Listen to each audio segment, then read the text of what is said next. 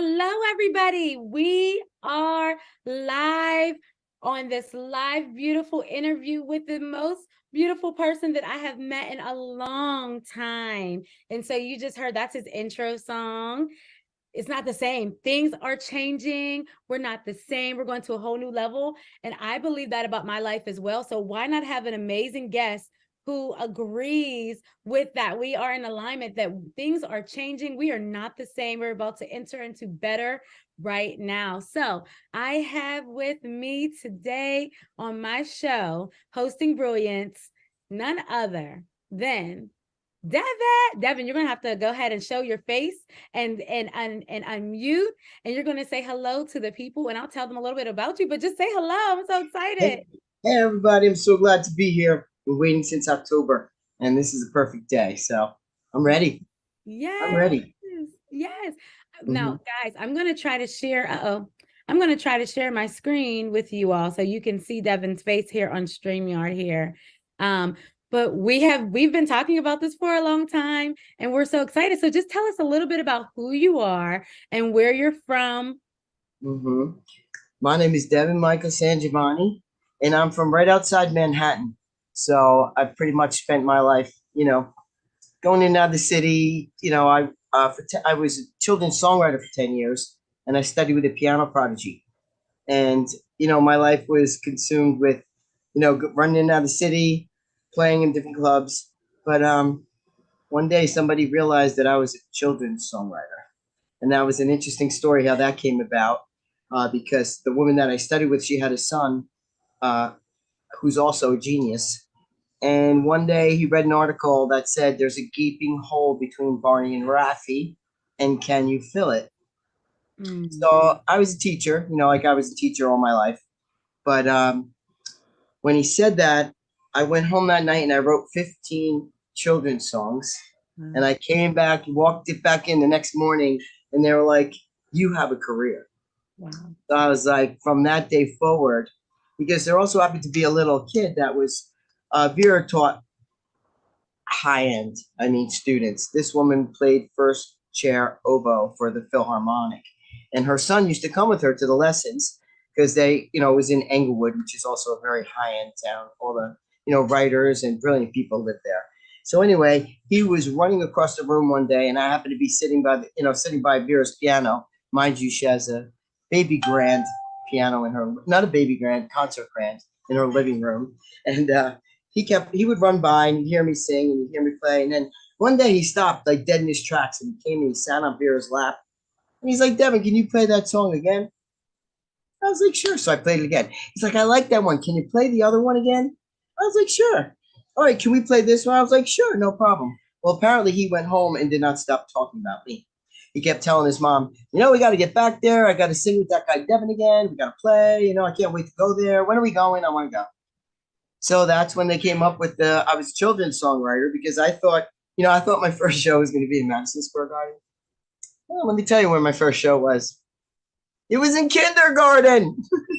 It was in kindergarten. So, they said to me, I played at different stages and they were like, "Devin, do not worry about the parents. You're here to entertain the children."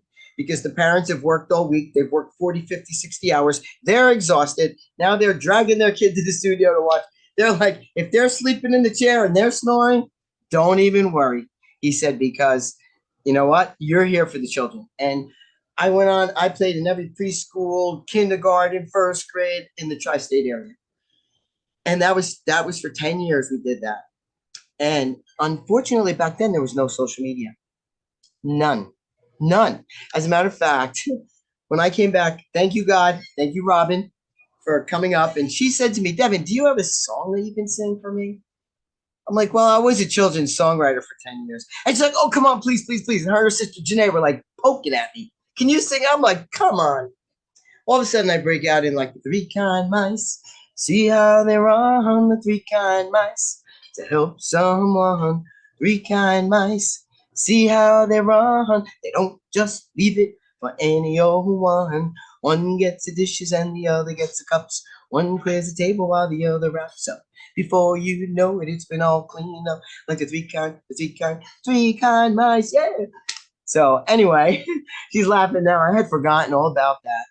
And the blessing is that Robin helped me remember that I was a children's songwriter and I studied with the piano prodigy for 10 years. That was pretty much my life.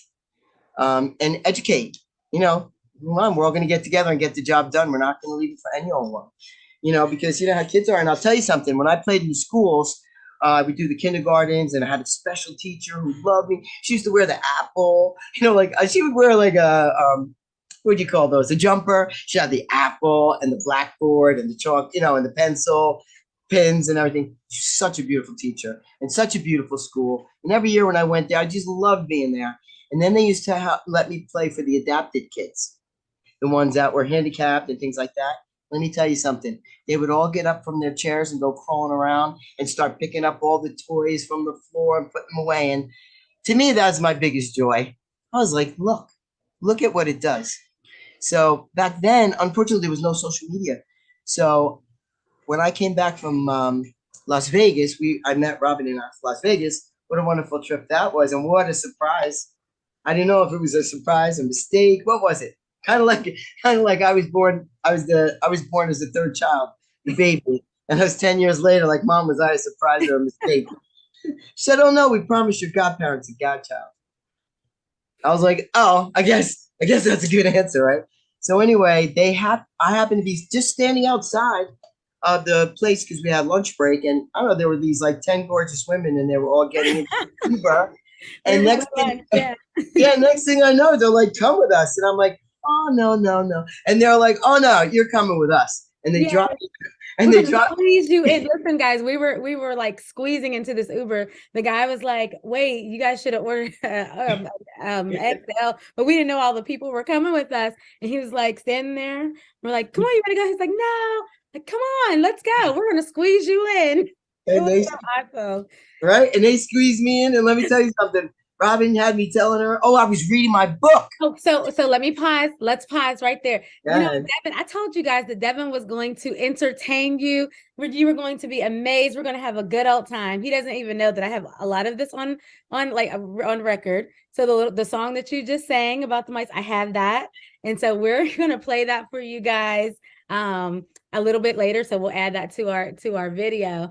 But the other thing was he read his entire book to me, which was amazing the whole time with character, with like I've never heard someone with such passion read, not it was his book, but I'm like, wait, what? I felt like I was about to cry. I think I was crying while he was reading. I was like, oh my gosh. My sister starts to tape me and he's over there animated. You guys have to watch it. It will be on here. So it'll be tagged on here. I have a little special surprise for him so he can see. You also get to see the piano he talked about and Vera and all the wonderful work that Devon has done. I am so honored to have you here. You shared so much with so much passion, and that's what makes you a portion of brilliance. And I thank you for even saying I brought that back up. I just thought that's you were just flowing, like it was just all over you. Talk to us a little bit more about how you got there and how you got to this book. How Yeah. did you get this book?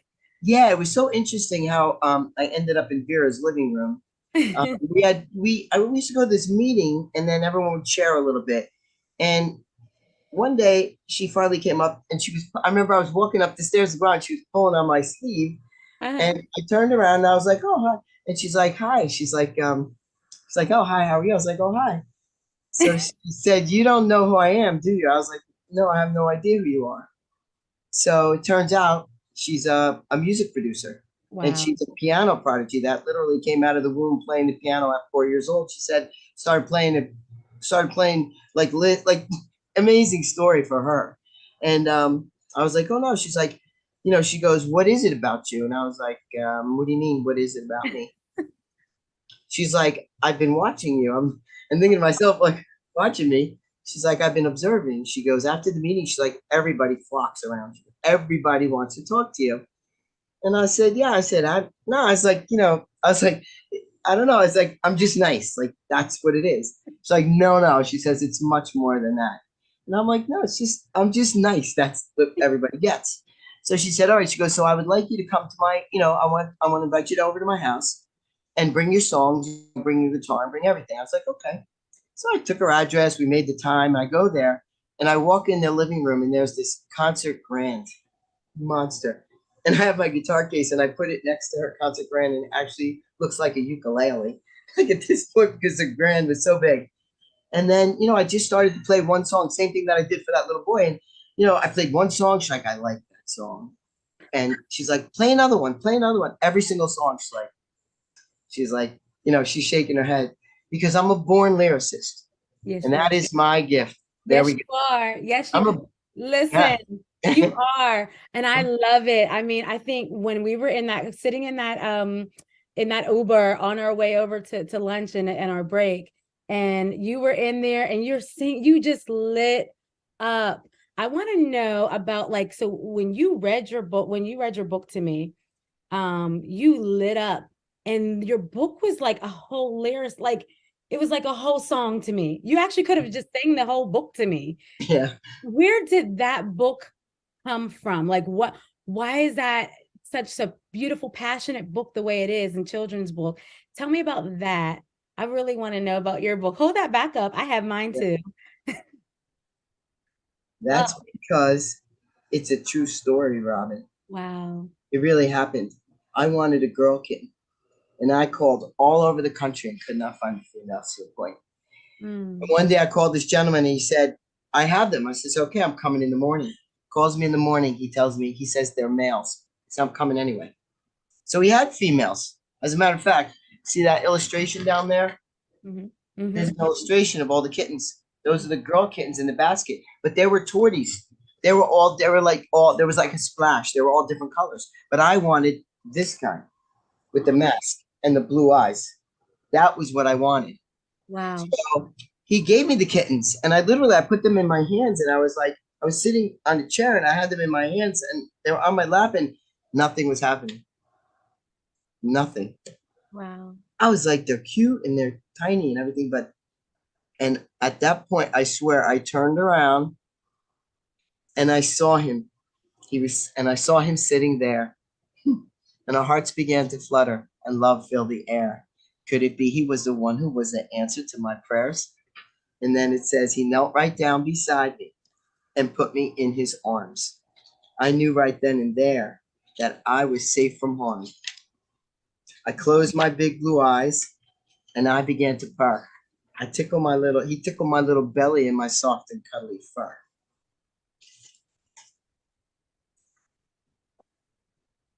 Look at the illustrations are even amazing. Ah, the illustrations are amazing. They are. She's a brilliant illustrator. I knew right from the start that we would never be apart. We would always be together forever in my heart. And he says he loves me. He truly loves me. And I say, put your coat on. We're going home. Amazing. It's a true story, Robin. Every single word, which is so interesting that it's so lyrical. It It, is. it's in lyric. It's so I'm a born lyricist. It doesn't come out any other way. I was just going to say, so this is why I feel like you're so brilliant. I mean, it's really hard for us to talk about ourselves and to have good, high self-esteem in this world today, right? So many people are trying to fit in. So many people are trying to like measure up. So many stories you hear about people who have abandoned their purpose because they're trying to like, make it, and no one ever really told them how brilliant they were. But you know what? I sat there, and as I'm listening to you read even a few of those lines again, I'm literally trying not to cry, because to me it's spiritual. To me it's personal, and I don't like that's your story, but it also is my story. And the Mhm. fact that you can say, like, when your first show was even with kindergarten children. I was a kindergarten teacher for so long, and Oh, how cool. I loved it. It was my favorite grade. I loved it. And you know why?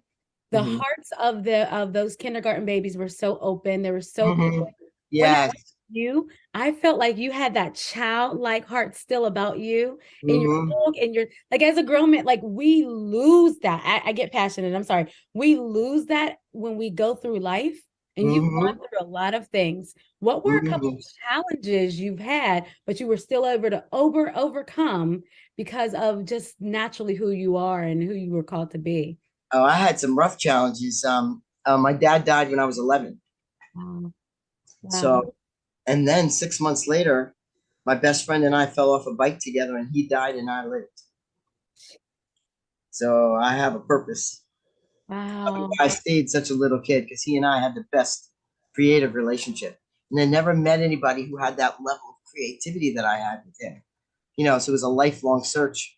And then once my dad died, I had to go to work. So all this creativity Mm. stayed at home. I never had time. I worked, I played baseball. I used to go to school from 9 to 3, go to baseball practice from 3 to 6, and then go to work from 6 till 10, work all day on Saturday. Only day I ever had off was Sunday. And of course, I had to do homework. I had to, write paper. I had to do all the stuff. Back to Monday, school 9 to 3, baseball practice 3 to 6, work 6 to 10, work all day Saturday. So I have Devon. non Wow. Wow. non Okay, you have to pause. I'm sorry. Like, listen, Devon, Michael, I love your last name. San Giovanni. That's beautiful. so I love Italian. it. I love it. You just said a whole lot right there. How many people, if you are watching right now, I need you all to dig deep into your soul. I'm bringing on this brilliant, beautiful soul, childlike heart, because I want you all to see an example of how you can walk in your brilliance. And you can also bring the brilliance out of our young people and bring the brilliance out of, even if you're a teacher outside of the classroom and you're teaching a group of people, you can bring your brilliance to the table.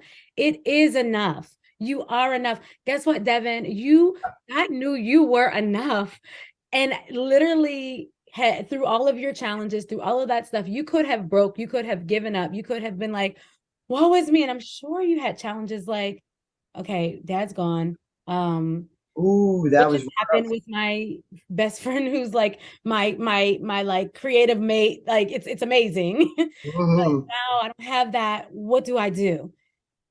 And you chose differently. Talk to us a little bit more about No, mission that you're on with that. I remember sitting outside across the street because we used to live on corners. As a matter of fact, his parents were my godparents. They Mm, lived across the street, so our families were very connected. Remember, I said I was 10 years younger. yeah. So my brother and his oldest brother were the same age, 14 years older than me. My sister and his sister were the same age. And Mm, then I was the same age as him. And then we all grew up together on the same block all these years. It was like family. wow. And I remember sitting across the street with my back against the house that was diagonally from his, and just looking like my life was empty.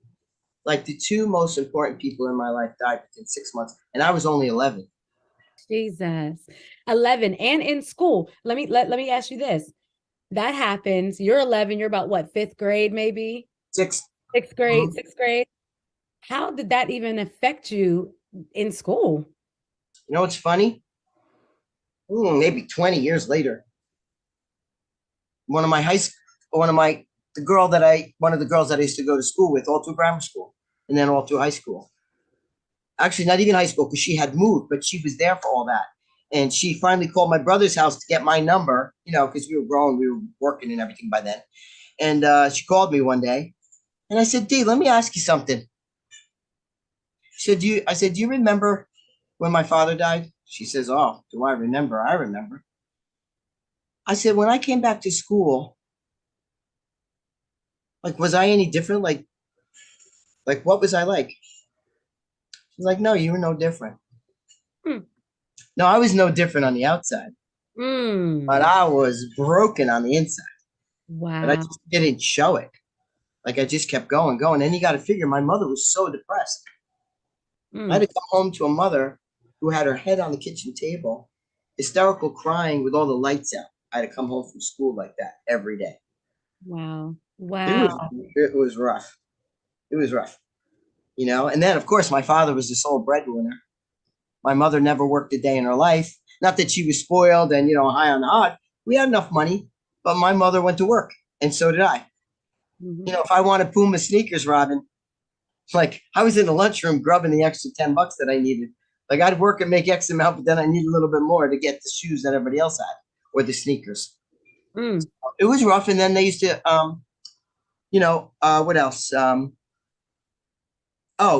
then I could get the lunch at school because my dad died. So they used to have us go in the morning, and get the lunch ticket so nobody knew.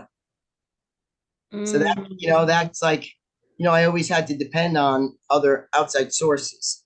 So now, like, as I'm older, like more and more stuff, like now that I'm heading towards the success and the fame, like it's impossible that there would not be fame because it's not me. It's not me. It's all about him. It's all about God. This little guy prays in the middle of the book. Yeah. He sadder and sadder and mopier and mopier. He Wow. wouldn't even come out of his cubby to play. Hmm. But then one day, what happens? But then one day, he decided to pray. Mm. And he started to feel hope. He started to feel alive again. His little heart that was once so big and full of love began to grow bigger and bigger and happier and full of love like it used to be. And that night when he fell asleep, he had a dream. He had a dream about a man who was gentle and kind, who would call for a little girl kitten, but when he came, he would change his mind. Happy, happy. Couldn't wait to fall asleep again. And every night before he went to bed, he would pray that the man who was gentle and kind would call for a little girl kitten. But when he came, he changed his mind. As he dozed off to sleep and the good feelings would start to come, he had a smile on his little face as he lulled himself to sleep. Happy. It's real. It's a real story. This is not fiction. And when I taught in the schools, I just did Read Across America for the kids. As a matter of fact, I have another show on Tuesday. Oh, And I nice. told them, and I told them, I said, listen, I said, it's kind of like they kept asking me, like, what made you decide you were a writer? Like, how did you, when did you decide you'd be a writer? And I said, no, I didn't decide I was going to be a writer. Somebody upstairs decided that I was going to be a writer because I came in as a writer. I am a writer. Like all through grammar school, all my stuff, all my artwork, all my if I wrote a story, it would be on the bulletin board. Everything was on the bulletin board. I did the bulletin boards all through grammar school. And all that creativity was there from when I was little. And then my father died. And then I went to work. And then all my mother did was yell and scream because she was scared. She Yeah. was afraid of money. So she dumped her money fears right on me. And I was a sponge and I just absorbed all that. So I walked around with fear, like, oh my God, I'm going to get in trouble because everything I did was wrong. Like we can't treat, as a matter of fact, the preface, Robin, it is to all parents, it is in the presence of love that all children can grow and prosper. It Wow. is our responsibility to provide them with that love. We owe it to this little child a sense of security, that he and she is well taken care of, and that they may feel loved and understood in all situations. Mm. Encourage your child's strengths and help them with their weaknesses. It is in this experience of you that they will find their own strength to grow and prosper. To Mm. this end that I bring you the Mupsie series. Godspeed. Ah, Much, Devon and Mups. Yep. so listen, I have to say this to you.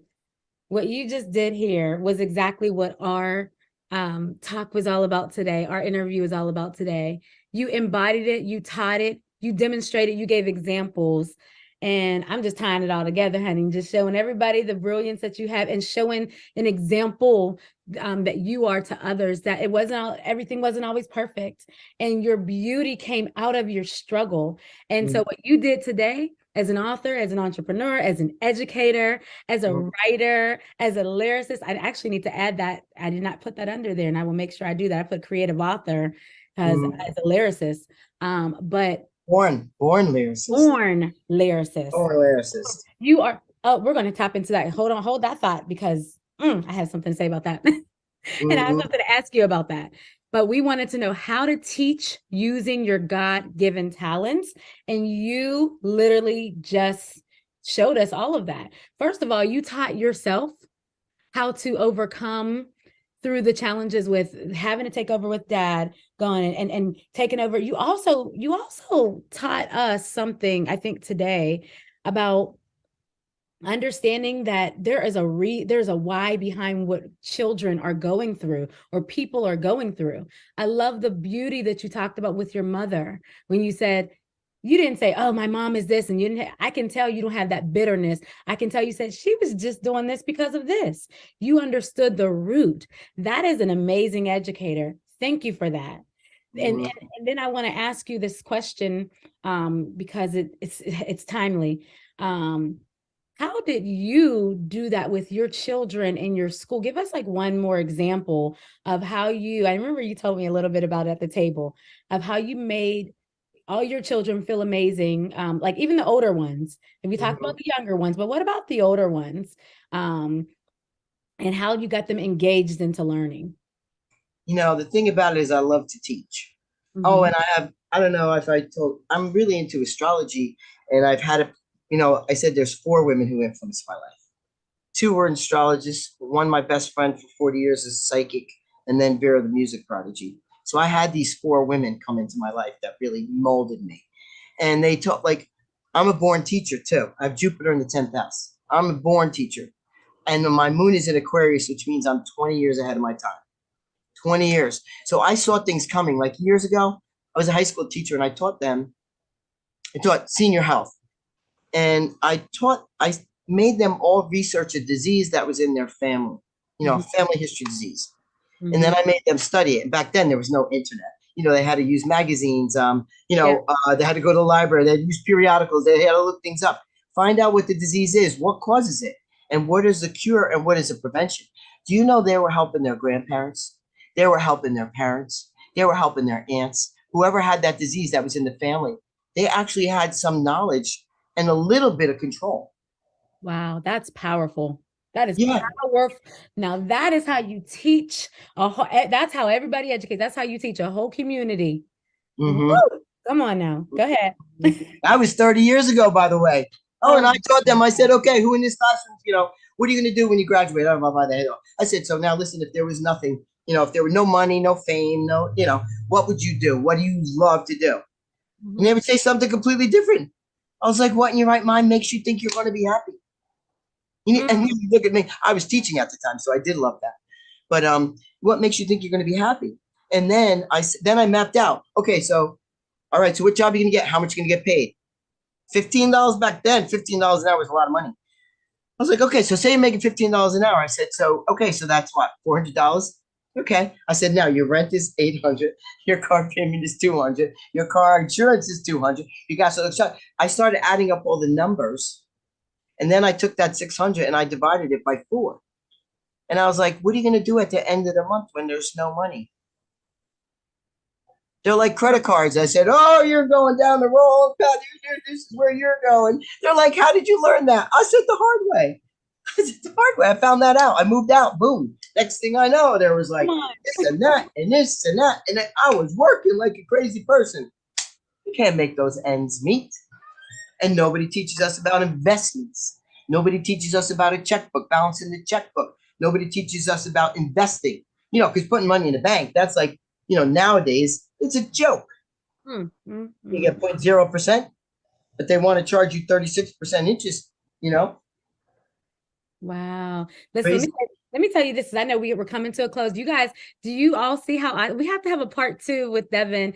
He Oh, has yeah. he is so loaded with so much brilliance. God has given him so much to give to this world, and he's already given so much. You can even hear from his stories. And I would like to continue talking about this for days, but I want to know, I want you to share with people a little bit about what you have coming up and what you're getting walking into because y'all don't want to miss this. You don't want to miss this. Okay. I'm going to tell you another part of my life. For 33 years, I've been a professional waiter. Mm-hmm. Mm-hmm. Last night, last night, I got a $400 tip on a $500 bill. I got Wow. a $300 tip Not on a surprised. $1,200 bill. I get like 64 on 200. I get over, over, over. Mm. Listen, what's the solution? Why? Why? I'm nice. I'm nice. Well, one of those people, like one of the most special people to me, I don't know what it is, from the minute we met each other, he came in with his family, beautiful daughter, beautiful son, himself, a beautiful wife, nicest people. So in the beginning of the night, he asked me, he said, can I borrow your lighter? I was like, sure, I gave him my lighter, went outside. Okay, no problem. I'm waiting on them. We're laughing. We're having a good time. Everything's great. At the end, he pays the bill. Okay, so I go in the back and it's cash. It's hundreds. The bill's $400, and I'm like, one, two, three, four, and then I'm like, five, six, seven, eight. Go count again. One, two, three, four, and then I'm like, five, six, seven, eight. By the time I counted the third time, I'm like, I have to go out there. Like maybe he made a mistake. He might have made, I don't know. So I go out there and I'm looking at him and he's looking at me. I'm like, are you sure? Like, I think you put too much money in the envelope. He's like, oh no, I didn't put too much money in the envelope. He's like, that's for you. Mm. And I'm like, I was like, thank you. And I'm like, you could keep the lighter too. So everybody busted up laughing. You could keep the lighter too. Well, anyway, every time they come, they ask for me. So the next time he came, I had like a coffee cup, like an empty coffee cup with the lid on it. It opened up and there were 8 lighters in there. Then one Christmas, I ordered him a USB lighter. He picked the color that matched his Maserati. And then this past Christmas, I got him a watch case that was engraved with his last name across the top and then this letter. See, He was actually that is something else. How you impact people matters. How you show up matters. You never know. And you mentioned it earlier. You never know what people are going through. You never know how they'll respond. But I'm telling you, you said that earlier. Like you don't know what's going on the inside. You really do have to show up authentically and leave a life of legacy every day. Just like you. So I had that watch box engraved with his name across the top and his first initial. He had tears in his eyes. He was crying. A man, and the reason why I got him that was because I looked up, what do you get a man who has everything? Wow. And it was gorgeous. You could see in it. So guess what he likes? He doesn't even I buy expensive watches. I love my watches. He loves like Spider-Man, Superman, all those watches. Guess what watch I'm having made for him? The Mupsie watch. Yes. Talk to us about this. Talk to us about Mupsie. I'm super excited about this. Oh, we're gonna get all the merchandise. Come on. Oh, we're gonna get hats and T-shirts and bags and prints, like that beautiful print of the church and him, and you name it. Knapsacks, backpacks, sneakers, socks, slippers. Mupsie gonna be all over. Well, let me say, I'm putting up on the other screen. I know you can't see it, but I've been putting up a couple things. I put up where they can get your book, but then I put up your message because with all of that, everything that you have coming out, you are continuously walking towards your message. And that is, it's all, let's say it together. It's all about the love. All about the love. It's all about the love. And I think that when you were reading your book, when we first started, the love of God just came to my spirit. Like, I'm serious. It was January since you read that to me before, and I do have your book here. And I'm like, oh my gosh, I felt love as you were reading that. I think in that restaurant, they felt he felt love. He felt loved. I think that even in this, you mentioned that like I'm trying to say your friend, like the story earlier, sorry. There was love. It was about the love. And I think when we think about the love of God and feel like I feel safe. Yes. That's what it is. Yes. Do they feel safe? Do our children feel safe? And so with Mupsie and this whole series, Mupsie loves you. I love Mupsie. Mupsie loves you. That's I love Mupsie. I'm getting a big stamp. After I signed like 45 books, it took me 3 hours. I get a big stamp. Mupsie loves you. Love Mupsie. Mupsie loves you. Mupsie loves you. Love Mupsie. I'm done. I'm stamping. I can't be signing all those books. My hand hurts. Tell you what, you better do it. I'm so excited. And I think that's the thing. I signed your book. Please. Oh, I have a picture of you signing my book. Oh, yeah. So beautiful. I have all these pictures, so they're going to be added. It's a little surprise for you. Good. But I won't be able to see it right now. No, you won't be able to see it right now. But the people will see it once they watch this. I'm going to share my screen because I want them to know we keep talking about Mupsie. And listen, honey, listen. You see Mupsie's on the screen. Oh, my God, he's on the screen. I love Mupsie, and I also have pictures of you working with students from what you mentioned. Oh yeah, recently. So what's coming up, and what can we expect as we close out? Okay, this is what I want to tell you. Last night, that gentleman was in, my favorite person. He was sitting there, and I spoke to my best friend Bobby, who's my psychic friend, and she said, "You're going to get the money because I need to raise capital." So he was coming in last night. And if there's one man that I trust, it's that man. He owns multi-million-dollar companies. He's involved in billion-dollar deals. So when you said the $1 billion thing in the beginning, when you said the $1 billion, I was like, Because God put that in my spirit for you. that's right. So God I put that in said, my, he said, "Ooh, I just feel good about that." Go ahead. Sorry. and she said, I mean, and he said he's been involved in $1 billion deals. So I'm going to his house Uh-huh. and he's gonna help me write up a business plan because he started to see everything. He's like, and we're going to give money to charities and we're going to give money to animal. You know, he goes, if they know that it's animal shelters, that you donate a certain amount to animal shelters, that all these pet lovers, everybody's coming out of the woodwork. He's like, I could make this into $1 million business in a minute, in a heartbeat. So we are going there. Yes, I'm praying. This man. Celebrate you now. I celebrate for you now. I was celebrating before I even heard this because you already know Yeah. it's all love right here. And I'll say this to you, and I Mhm. want you to to say to the people what you think about this. Never, never judge people based on, you Mhm. know, what you think about them. You never know what's deep down in the treasure inside of them. And I know that there are a lot of educators out there who maybe look at our students and might say, they probably this, or they might say, I'm not going to talk to this person, this person's weird, or this person, or even people who love God and are Christians and say, oh, I'm not talking to these people, and Mhm. these people are such. And you have had such success from God because God used all those people to bless you, all the people Mhm. that other people may not have talked to, may have Mhm. written off. What would you say to people about them missing their blessing because they don't have the love? Yeah, it's hard. It's hard because some people are hard to take too. You know what I mean? But you just have to, go about your business. Like if you can't let it get into your uh realm, you know what I mean? It's just be nice. That's it. You don't have to. It's a, you waste your time if you talk about them. You Yes. might even waste your time if you talk to them. But you could talk to them nicely and get, you know what I mean? Get in and get in and get out. You know what I mean? You don't have to go over the top. I usually go over the top for everybody, so but that's good too. Yeah.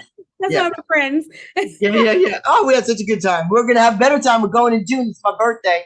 We're gonna have a party. We're having a big party there in Vegas with your sister and everybody. And I'm so now, before I go, because I do have to leave for work, I'm supposed to be there right now, but I'll call, tell them I had a special thing going on. I just want to show you what my proudest. Oh, I want to tell you. Well, I want to show you what my proudest moment is. I can pleased. see this piece of paper, or no? My screen's not on. I kind of, Okay, you all probably won't. This is a letter from Father Scott Donahue because Mupsie and I answered his letter, wow. his prayer for money for the children, for the Oh, fatherless children, wow. fatherless children. So that's my charity. Oh, That's gonna be where my money goes. Mercy Home for the boys and girls in Chicago, Illinois. That's like you said, through your trauma or your drama or whatever it is. And he wrote us the nicest note. He said, "Dear Devon and Mupsie, my heart melted. mm, Recently held a workshop for our young people to practice job skills. The point is, I want to express my gratitude. This is amazing. It's just to me, this is what matters. You know what I mean? Listen, once I have $1 million, or I have the house I want, I have the car I want, then what am I doing? Mupsie can raise so much money. It's mm. not, you know what I mean? Oh, I'm gonna have nice things. I'm gonna take you on places. We're gonna buy you clothes and stuff like that. But you know what? It's all from the heart, and there's gonna be plenty left over for the charities, for the animal shelters. In my vision, it says, "Oh boy, I think I put it away." It says Mupsie is a philanthropist as well. Yeah. Oh, love that. Oh Yes, my Mupsie is a God. philanthropist, and we're gonna teach the children philanthropy.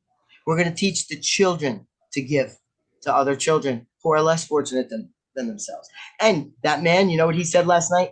What's that? After he heard he knows about Mupsy, he knows about the book. I gave his daughter the book, everything. He said, this book is for all cultures, to bring Right. all cultures together all around the world. He has the vision I have. This man, pray for me, everyone on this line, pray that he takes me under his wing and shows me the ropes. And we get Mupsy out there for all the It's world to see. already done. Yeah, oh yeah. It's Mhm, already done. You have already done the work to put it in the atmosphere, to decree it, to mhm. declare it. You have pushed yourself past and challenges, and God already sees you and knows He put him in that place for that reason. So guess what? Everything, all great things to you. I'm so excited. Thank you for allowing me to host Oh, thank you for your allowing me to be here. brilliance. Thank I'm you for so allowing me to be of service, humble absolutely. servant.